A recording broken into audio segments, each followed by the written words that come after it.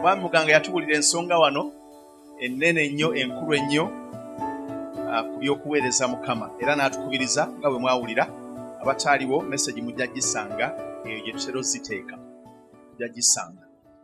Nange bwe nawulira ebigambo ebyo ne mbuguumira ne ŋŋamba nti mu butuufu ndowooza kino kye kiseera okwongereza ku nsonga ezifaanana bwe zityo. Era omutwe gw'obubaka bwange olwaleero ate gwo gwasinziira ku kifaananyi kye nalaba edda ennyo. Nalaba ekifaananyi aba muyinza n'okubanga mwakiraba oba mwali mukirabyeko, ekifaananyi eky'enkima ng'etudde mu katebe kano ke bayita mwami akooye nga yeezinze blanketi ku bigere ng'ekutte olupapula lw'amawulire esoma. Yali nkima zike nkobe bonna be bamu, omu ye muganda wa jjajja wa munne. Okay. Naye ng'ebigambo ebiri ku kifaananyi ekyo wansi bigamba nti mu Lungereza, don't just sit there, do something. Totuula butuuzi awo, baako ne kyokola. Kati omukulu ono ali mu kifaananyi akulaga nti bw'oba osazeewo kutuula, totuula butuuzi awo, baako ne kyokola. Kyeyava akwata olupapula lw'amawulire n'asoma. Mukama yeebazibwe. Nange nze n'omutwe gw'enjiri ogugamba totuula butuuzi awo, baako ne kyokola. Kyokkirizibwa kutuula butuuzi awo, olina okubaako ne kyokola. Ngenda kuleeta ennyiriri kubanga mwaba wano mbamanyi mulowooleza mu nnyiriri ate nga kye kituufu ekyo. Kati mu kkanisa ya Kristo totuula butuuzi, baako ne kyokola. Mu bwakabaka bwa Katonda waffe totuula butuuzi, baako ne kyokola. Mu nnyumba ya Mukama totuula butuuzi awo, baako ne kyokola. Ngambira akulinaanye, in fact muvuunulire bye njogedde. Vuunulira neighbor omubuulizi byagambye. Abamu muli bavuunuzi babi nnyo. By'omuvuunulira si bye njogedde. Mugambe nti omubuulizi agambye nti mu nnyumba ya Mukama kati ng'eno wano totuula butuuzi, baako ne kyokola. Okkirizibwa okutuula, ekyo nakyo kimugambe, okkirizibwa okutuula kasita oba ng'olina kyokola. Awo engalo zibadde zijyawo naye muganya oziteekawo.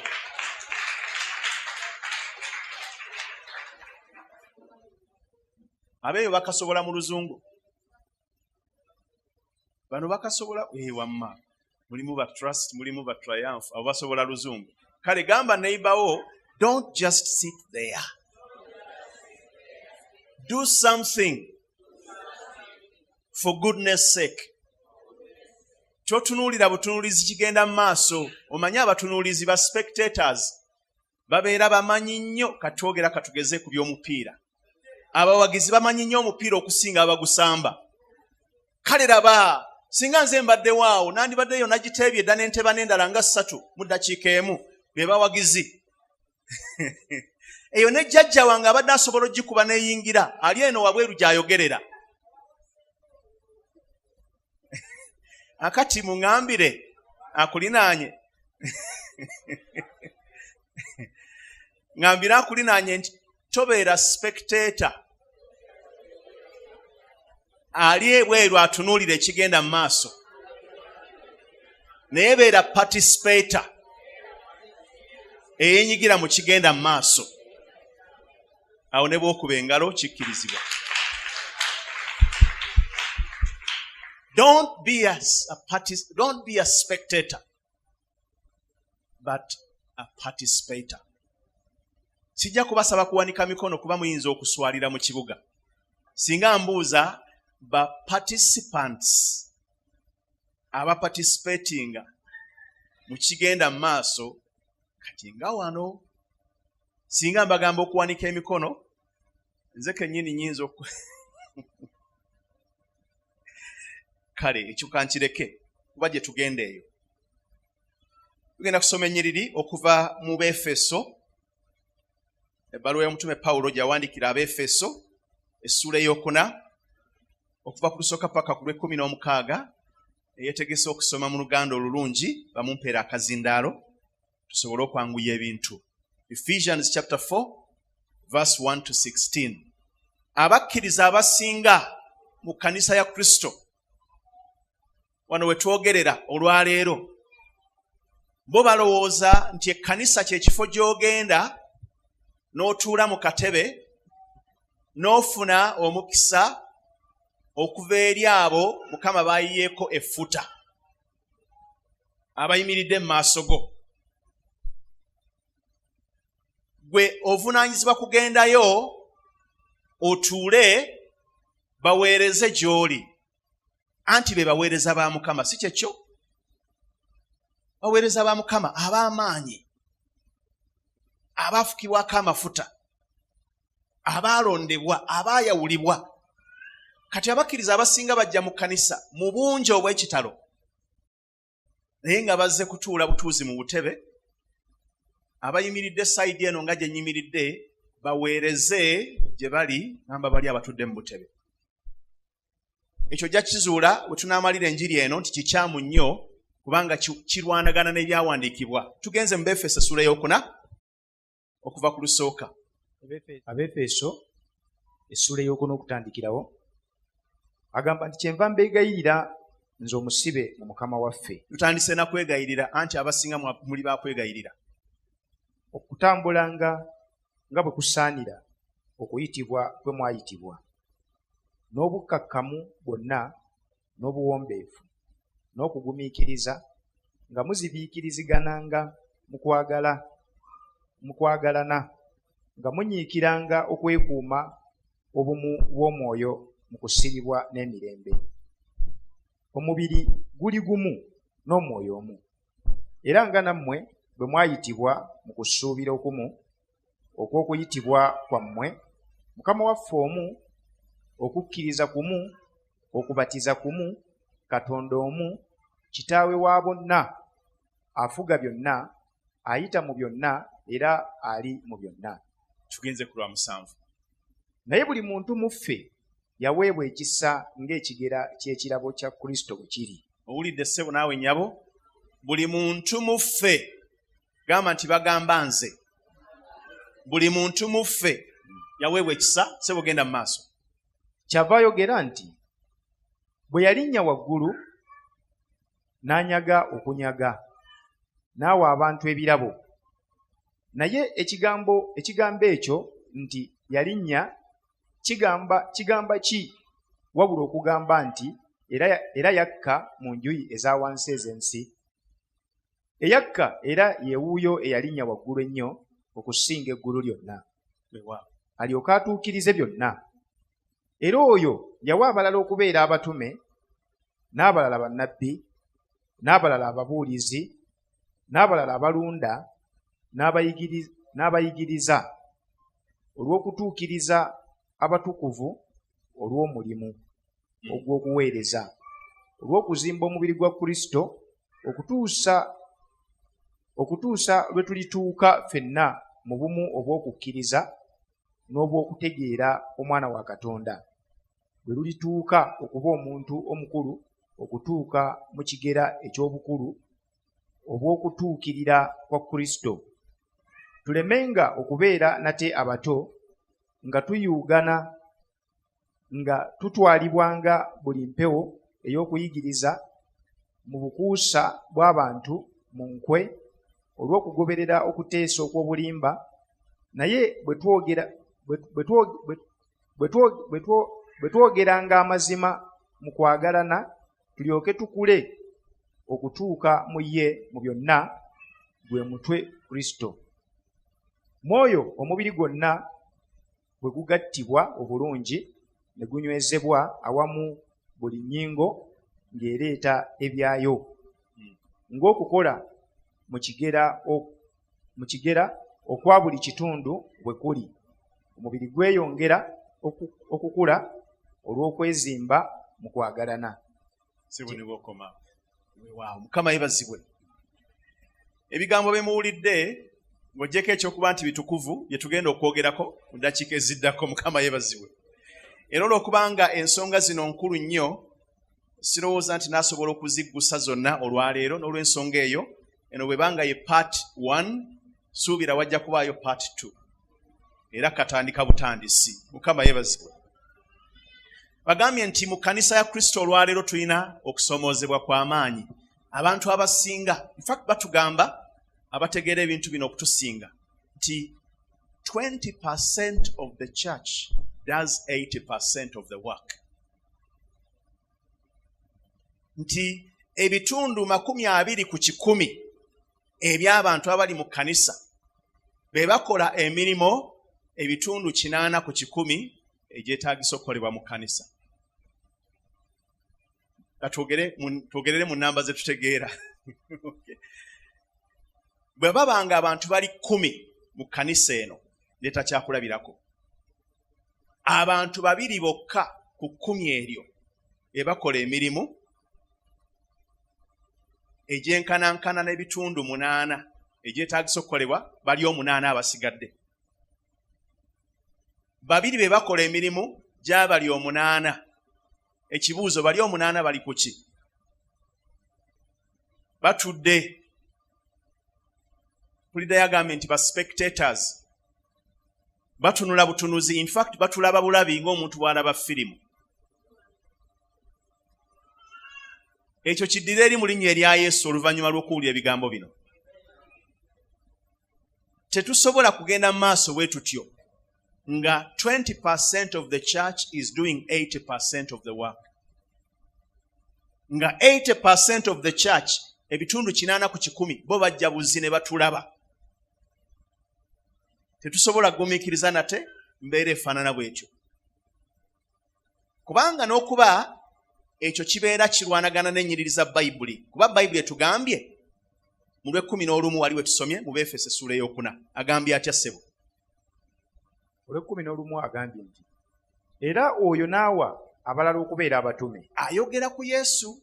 Jukira Yesu bwe yakomererwa, Bayibuli etegeeza bwe yafa n'akka emagombe. Bwe yakka emagombe n'anyaga okunyaga. Ey'Olungereza egambye nti he took captivity captive. Yakwata kye bayita obusibe oba obunyage n'akisibako era n'akinyaga. Bwe kibanga singa kwali kubba, twandigainoga nti yabba okubba. Yanyaga obunyage. He took captivity captive. Era bwe yatwala obusibe n'ajja ku Setaani, ebyo byonna Setaani bye yali abbye. Kubajjukira Setaani ye mubbi. Ayina bye yali abbye bye byatwala Yesu mu Geyeena okubinonayo. Setaani yamuleka amukubye ng'amannya anoonya manoonye ku ffulo. Amannyo bagakubye gonna bagagjeemu, anoonya mannyo ge ku ttaka kwe gagudde. Yesu n'afulumayo ng'amuggyeko byonna bye yali atutte. Kati bw'anfuluma eno ebweru n'abigabira mikwano gye. Tugenda kutuukayo eyo mpola mpola. Agambye atya mu Lwe-11? Agambye nti era oyo n'awa abalala okubeera abatume n'abalala bannabbi. Yawa abamu okubeera abatume, abalala n'abawa okubeera bannabbi, kyo n'abalala ababuulizi, n'abalala abalunda be basumba, n'abayigiriza, abasomesa, olw'okutuukiriza abatukuvu olw'omulimu ogw'okuweereza. Webale nnyo. Naye lwakubanga ey'Oluganda yanafuwamu kaawo, ey'Olungereza egamba and he gave some to be apostles. Dako kemabega Lwe-11. He gave some to be apostles, prophets, evangelists, shepherds or pastors and teachers to equip the saints for works of ministry. Olw'okutendeka abakkiriza oba abalonde ba Mukama, abatukuvu ba Mukama, okubatendeka okukola emirimu gy'obuweereza. Banyabo ne bassebo, abasumba bammwe kuba mmanyi mulina bangi, si kyekyo? Bannabbi bammwe kubanga mmanyi mulina bannabbi. Abatume bammwe manyi gye bali oba weebali. Abasomesa bammwe ababuulizi b'enjiri be muyina abo bonna Mukama yababawa babayigirize mmwe engeri y'okukolamu obuweereza. Tebategedde abantu abasinga mu kkanisa balowooza nti abatume, abasumba, bannabbi, ababuulizi b'enjiri, abasomesa be balina okukola obuweereza, be baweereza ba Mukama. Ekyo kikyamu okusinziira ku nnyiriri tusomye wano. Abantu bano be batuwadde abataano bavunaanyizibwa okututendeka ffe abasigaddewo okukola obuweereza. Ekibuuzo kiikino kuba mumanyi nze ndi wa bibuuzo. Ani alina okukola obuweereza? Eno kiraasi saagala chorus answers. Owanika mukono n'oddamu ekibuuzo ky'omusomesa. Ani alina okukola obuweereza ssebo? Mwami Sempija. Ekibiina kya FDC, kya Nuupu oba kya gundi? Kala yero. Ekibiina kya kirina okukola obuweereza. Webale nnyo, wangi ssebo. Manya nnyabo. Nze alina okukola obuweereza? Mumukubire mu ngalo. Waliwo ansi endala? Nze nabbi gwayigiriza okukola obuweereza, nze nnyina okuweereza. Aha. Waliwo alina ansi eyawukana ku ezo? Essebo. Nze amaze okuyiga. Gwamaze okuyiga. Kale. Mukama yeebazibwe. Abasigadde munaayogera bwe tunaaba tuzzeemu pulogulaamu eno akawungeezi ku ssaawa nga 4 munaakuba amasimu. Naye alina okukola obuweereza yaani? Yogera nnyo mpulire. Kati abasinga, yes, bw'ogamba nti ffe oba oyogedde ku ffe ffenna. Naye ndowooza kisingako n'ogamba nti nze, kubanga abantu bangi beekweka mu kibiina. Kati bino si bya kibiina, bya ssekinnoomu. In fact ngambira akulinaanye nti bagamba ggwe tebagamba nze.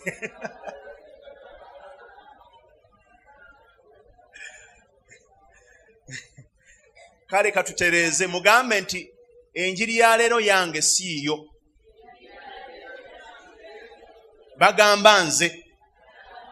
Kuba tumanyi okutuula nga omubuulizi abuulira ne tugamba ye gundi alazeewa, naddala abafumbo ye alazeewa, bino byaboogera yandibadde abiwulira, lwaki tajja? Gundi alazeewa, bino bya gundi oyo, mumuyite mumugamba ajja awulira omusumba byagamba. Nedda, olwaleero enjiri yiyo, manya yange, bagamba nze. Kama yeebazibwe. Mu 12 13 addamu nannyonnyola. Agamba atya? Olw'okutuukiriza abatukuvu, olw'omulimu ogw'okuweereza, olw'okuzimba omubiri gwa Kristo. Sebo sooka osale ku sipiidi. Agambe nti yawa bannabbi abasomesa, abasumba, abayigiriza n'ababuulizi b'enjiri olw'okutuukiriza otyo? Abatukuvu be baani? Okututuukiriza okukola ki? Sebo genda mu maaso. Olw'omulimu ogw'okuweereza. Olw'omulimu ogw'okuweereza. Ffe tulina okukola obuweereza. Genda mu maaso malayo nyiri. Olw'okuzimba omubiri gwa Kristo. Bwe tunaakola obuweereza nga ffe bassekinnoomu, omubiri gwa Kristo gujja kuzimbibwa. Kati tuli wano tugamba ye bannaaye ekkanisa ya Kristo yabaaki nga tezimbibwa. Ye bano abaliyo bakola mulimu ki? Baani b'obuuza? Genda maaso ssebo omusomi. Okutuusa lwe tulituuka ffenna mu bumu obw'okukkiriza. Ekyo nakyo kiwulidde. Okusobola okutuuka mu bumu obw'okukkiriza tulina kubyenyigiramu. Ngambira akulinaanye nti olina kubyenyigiramu tusobole tulabe obumu obw'okukkiriza. Mugambe nnyo ayinza okuba atandise okusumagira kati.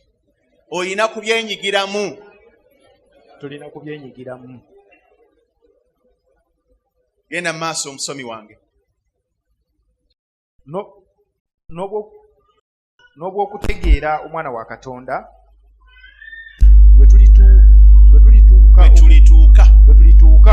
okuba omuntu omukulu, okutuuka mu kigera eky'obukulu obw'okutuukirira kwa Kristo.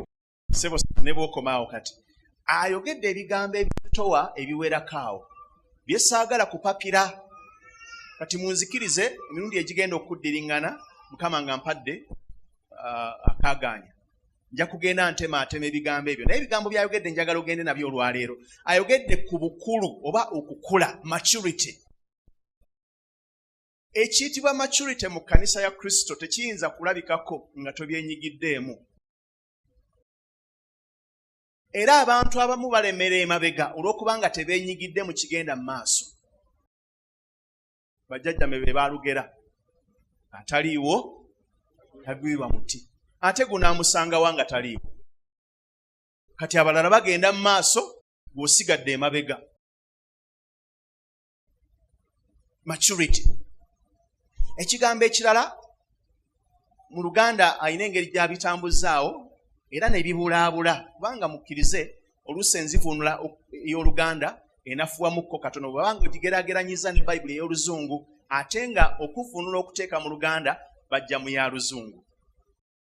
Kati waliwo ebigambo ebimu ebyaseerera ne bitavaayo bulungi. Si kusala misango naye ng'amazima geego. Olina by'osoma mu Luganda naye nedda wano yanafuya nnyo. Kati waliwo n'ekigambo ekirala awo utility. Maturity ekirala utility oba okugasa. Okusobola okugasa. Ekirala kye muzenga muwulira kye kya unity obumu. Zino ensonga nkulu nnyo mu mubiri gwa Kristo naddala mu kkanisa wano mu Uganda. Maturity obukulu, utility okugasa, and unity okukolera awamu oba okukwatagana obumu. Kati ebyo byonna okusobola okubaawo okusobola okutubaako ng'ekkanisa ya Kristo oba kale kkanisa eya wano ku Victoria Masajja tulina kubanga twenyigidde mu kuweereza mwana wattu. Engalo zitera kuba ntonotono ku nsonga ezifaanana bwe zityo. N'olw'ensonga eyo seewuunya. Kubanga abasinga baagala tubayite buyisi nga waliwo ekiriwo. Mujje tubaseeko emikono tugobe dayimoni ey'obwavu eyakwata famireyo ne bajja bangi. Naye bagambe nti mujje tubuulire enjiri ku kyalo kino. Bw'ofunayo abasatu ojja kuba ofunye bangi. Ensonga lwaki tusobye ennyiriri yeeno nti kubanga Katonda buli muntu yenna gwe yalokola yamulokola era n'amukwasa kye bayita assignment. Ngambira kulinaanye nti baakukwasa assignment. Baakuwa obuvunaanyizibwa. Bayibuli ekiyise ebirabo. Waweebwa ekirabo. Waweebwa ekirabo. You were given a gift. Yesu oba Katonda ayina ekirabo kye yakuwa. Mumbuuliza akulinaanye nti ekirabo kye waweebwa okimanyi? Agambye atya? Tabiwulirangako? Abiwulira gusooka? Alinda kirabo kya Valentine? Abadde tamanyi na kumanya nti Katonda yamuwa ekirabo. Kati kale tuzze kuyambagana. Bayibuli etugambye nti bwe yanyaga okunyaga n'awa abantu ebirabo. Era buli omu yafuna. Oyinza okuba tonnamanya kye wafuna naye amazima gali nti wafuna. Kingambira kulinaanye ndyoke nve wano. Oyinza okuba kye wafuna tonnakimanya bumanya naye nga wakifuna. Kisoboka ekyo, kisobokera ddala. Omuntu asobola okuba nga mugagga naye nga tamanyi na kumanya.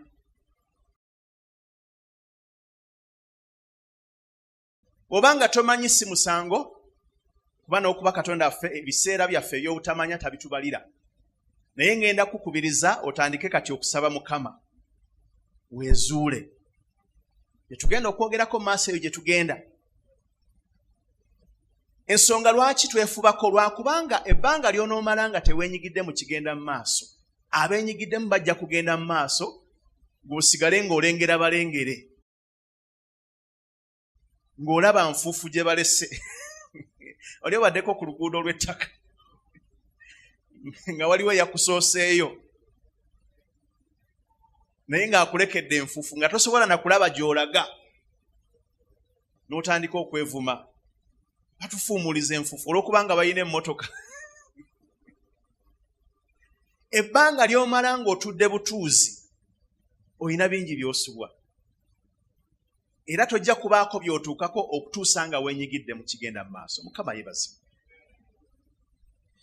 Abasinga tuolowooza bwe tuti nti ebifo bino ebyogeddwako, obuweereza buno obwogeddwako, actually kye bayita the fivefold ministry, obuweereza obutaano buno bwe tuwogeddeko wano, bwe batubuuliddeko wano, abatume, bannabbi, abasumba, abasomesa, ababuulizi b'enjiri. Abantu abasinga mu kkanisa balowooza nti bwe buweereza bwokka omuntu bw'asobola okukola. Era kyova olaba babulekera bali abaabuzuula nti bwe buweereza bwabwe, bo ne basigala eno ku bbali anti bo tebalina kye balina. Naye amazima gali nti obwo si bwe buweereza bwokka, si bye birabo byokka bye yagaba. Wanaayogerako bwogezi katono. Tujja kusoma ennyiri gye tugenda mu maaso eyo, Bakolinso ekisooka 12 olw'omusanvu paka ku 11 nga bw'oteekateeka okusomayo omusomi wange. Wali we tuva mu Befeso essula ey'okuna olw'omusanvu paka ku 10, Bayibuli eyogera ku Kristo nga omununuzi eyajja, conqueror, eyajja n'alwana olutalo. Ate kino kiyinza okukolera ddala amakulu mu mbeera eyaffe eya Uganda, mu mbeera eyaffe ey'Ekifirika, kubanga mu byobufuzi gavumenti ezisinga mu Afrika zijja lw'amaanyi, bawamba buwambi. Tujja kwogera amannya g'abantu bajja gamba tuwalampa abakulu, naye kale abasinga bali mu ntebe ezo lwakubanga baaziwamba, towakana. Era enkola yaabwe eri bweti, abawamba enkola yaabwe eri bweti, bwajja n'azikiza ababaddewo era n'abajjako byonna bye babadde balina n'abigabira mikwano gye, ngamba onazze. Kanjogere ku baaliwo, abatakyaliwo, abatakyayinza kuntwala yonna gye bandyagadde. Olwali olwo omukulembeze wano mu myaka gye7 eyali Idi Amin Dada. Bameka abaaliwo? Tuli batono nnyo. Ate oyinza n'okwesanga nga abaaliwo abali mu kifo kino twaliwo naye nga ekigenda mu maaso tetukitegeera. Emyaka gyali teginnaba kuwera, si musango. Naye batugamba abaaliwo nti olwali olwo Amini bwe yawamba n'ayita mu kibuga Kampala ne banne mikwano gye n'alyoka agaba amaduuka amaduuka agaali ag'Abayindi, kubanga Abayindi Amini yabagoba mu Uganda. Kati ne balekawo bambi ebintu byabwe. Naye omukulu yayita mu kibuga ku Kampala Road ng'agenda agaba, gundi kuwadde eryo, twala eryo. Amanya ga wano gambuze dda. Mataaji eryo liryo, Lwebuga eryo liryo, Sempijja eryo liryo, Sekkeba twala liri ku Ruumu Street. Abantu ne bagwa mu bintu ng'omunene yabawadde, byabawa si bibye. Era batugamba nti ekyo kyali kya mukisa mubi nnyo, kubanga baawanga abantu amaduuka agajjudde stock, naye nga gwe bawadde tamanyi kiyitibwa busuubuzi bwe kifaanana. Bamuwadde edduuka lya spare naye yamanyi byakulima. Kati ne babeera omwo ne bavuya, era waayita ebbanga ttono nnyo amaduuka ne gagwa, kubanga baabawa buwi. Ekyo nkireesenga kyakulabirako okulaga nti mu nnyiri zino zisomye mu Befeso essula ey'okuna olw'omusanvu paka ku 10, Bayibuli etegeeza nti Yesu yakka emagombe n'anyaga, era bwe yavaayo n'agabira abantu be, okwefaananyirizaako nga bano abaagaba amaduuka ku Kampala Road. Era bwe kibanga wali mukwano gwa mukulembeze ono ayingiddewo, olina okubanga wafuna. Mundage ku mikono mikwano gy'omukulembeze afuga kaakati, ngamba Yesu Kristo, temundeetera bizibu.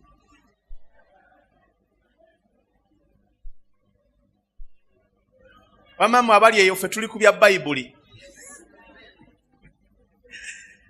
Mikwano gya Yesu muwanike emikono. Nga bwe muli mikwano gy'omufuzi ali mu ntebe, mulina okubanga mwafuna bantu mmwe. mwalya. Kati abamu mwebuzaabuza bwebuzaabuza naye mwafuna. Oyinza okuba wa mismanaginga naye nga wafuna. Edduuka liyinza okuba lyagwa naye nga walifuna baali kuwa. Ategedde agambe nti amiina. Teri ataafuna tebakulimbanga. Teri alokoka n'atafuna.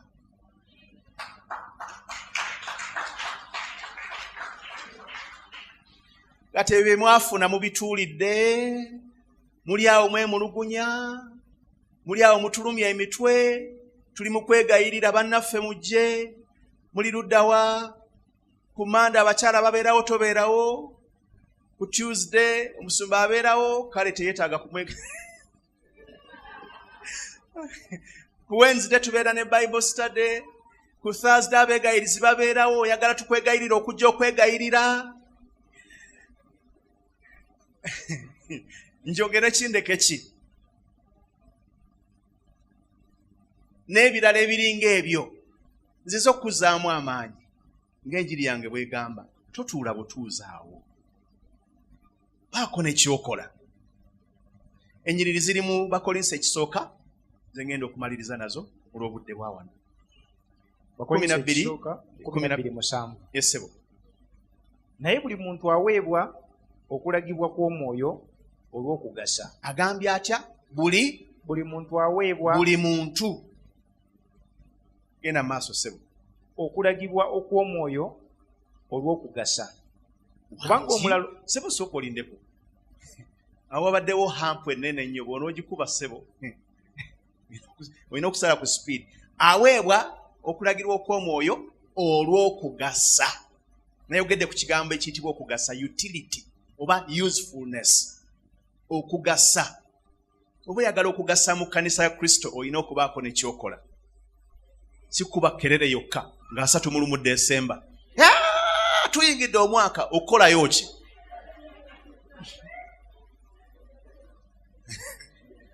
Omwaka waguyingira naye ogenda kukolayo ki eno gy'oyingidde? Tojja kufa kituufu naye okubeerawoko n'obutabeerawoko njawulo ki? Tandise okuba sinnabaako we nnaabadde, sinnakuba yadde n'ekibooko n'emu. Kati abanaabaawo mu session eddako sebo genda mu maaso.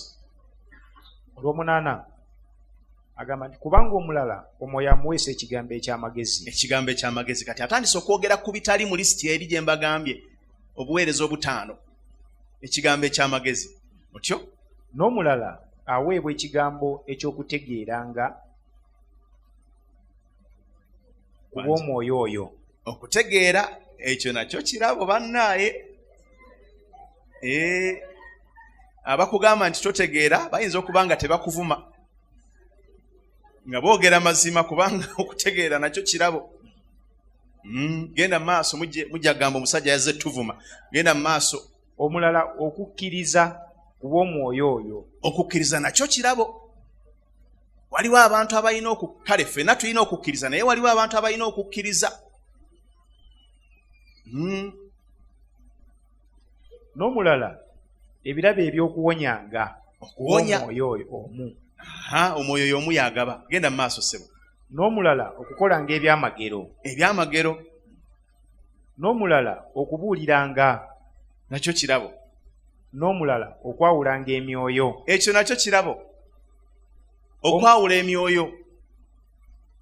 Sebo obutalwisaawo bantu tugende ku 27 paka ku 31 ebisigadde tunaabisanga. 27 agamba nti naye mmwe muli mubiri gwa Kristo. Ffenna tuli mubiri gwa Kristo.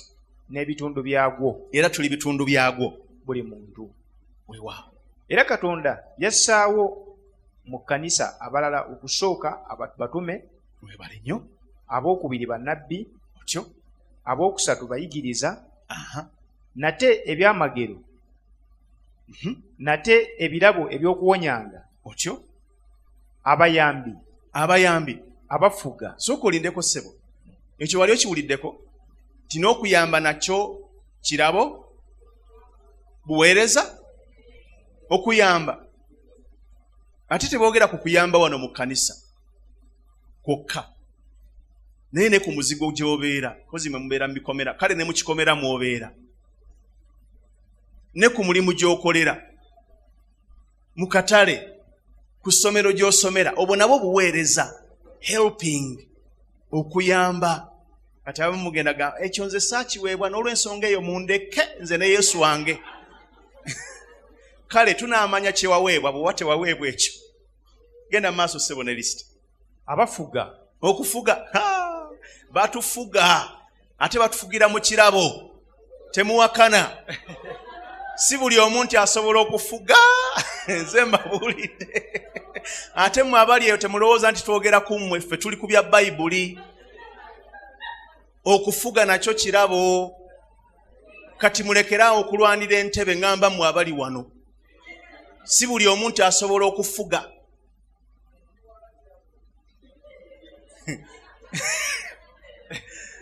Oba mmwe muli ku ki bannaye? Nze ndi kunyiriri wamma ssebo genda mu maaso. Aboogezi b'ennimi. Anti kale ati abalokole abasinga twagalawo awo we tuggukira, we twabulira. Okwogera obwogezi, ekyo nakyo olowooza nti kwogera bwogezi. Kyovula abantu bayiye ebintu byabwe n'obiwulira nga babyogera, naye nga biyiiye. Naye waliwo abaaweebwa ekirabo eky'ennimi nga kirabo. Ng'omuntu ayogera mu nnimi ne wabaawo omuntu awulira oli by'ayogera ng'ayogera mu lulimi lwe. Bayibuli egamba mu Mikola y'Abatume nti bwe baali mu kisenge kya waggulu, waliwo abaali bakuŋŋaanye mu Yerusaalemi nga bavudde mawanga ag'enjawulo. Omwoyo bwe yakka ku lunaku lwa Pentekooti, abaali ebweru ku street baawuliranga abantu abali mu kisenge kya waggulu nga boogera mu nnimi z'abo abali ku street, ng'abali ebweru bategeera ebyogerwa. So n'ennimi si kwogera bwogezi, kujoboja bujoboja. Abasinga tujoboja bujoboja, naye waliwo abaaweebwa ekirabo ekyokwogera ng'oli ayogera, Omuchina n'agamba sooka olindeko, kawoya yasomerawo Oluchina, nga waliwo ategeera by'oyogera. Nabagambye sinatandika kukuba, weesibe ebbiri. Ssebo genda mu maaso. 29 abuuza otyo bonna batume. Kiddemu ekyo otyo bonna bannabbi. Bonna bayigiriza. Nedda, waliwo ababyeteekako naye nga si byabwe. Bonna bakola ebyamagero. Nedda, waliwo ababifera, fake miracles. Goloza waliyo fake news yekka. Bonna balina ebirabo ebyokuwonyanga. Bonna boogera ennimi. Nziraamu. Kati ate waliwo ababagamba olina okwogera ennimi, buli omu ku mmwe alina okwogera ennimi. Tova wano nga tayogedde ennimi, naye ate nga si bonna nti balina okwogera. Simanyi otegeera kye ŋŋamba. Kiyinza okuba nga si kirabo kyo. Kati tokaka. Naye mmwe bannaye omuntu agoyingewa.